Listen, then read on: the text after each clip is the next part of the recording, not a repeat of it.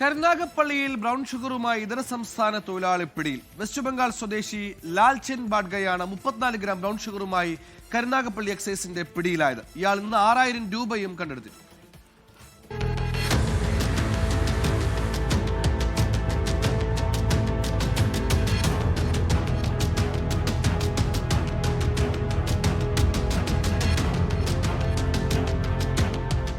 Karunagappally excise range inspector ലതീഷ്യസിന്റെ നേതൃത്വത്തിൽ ആദിനാട് കൊച്ചാലുമൂട് ഭാഗത്ത് നടത്തിയ പെട്രോളിംഗിനിടെയാണ് ബ്രൗൺ ഷുഗറും കഞ്ചാവുമായി 25കാരൻ പിടിയിലായത്.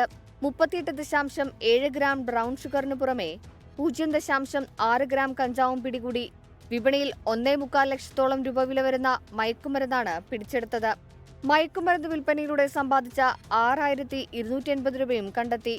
കഴിഞ്ഞ മാസവും കൊച്ചാലുമൂട് ഭാഗത്തു നിന്നും 8 ഗ്രാം ബ്രൗൺ ഷുഗറുമായി ബംഗാൾ സ്വദേശിയെ എക്സൈസ് സംഘം അറസ്റ്റ് ചെയ്തിരുന്നു. പ്രതിയെ കോടതിയിൽ ഹാജരാക്കി റിമാൻഡ് ചെയ്തു. 24 കൊല്ലം.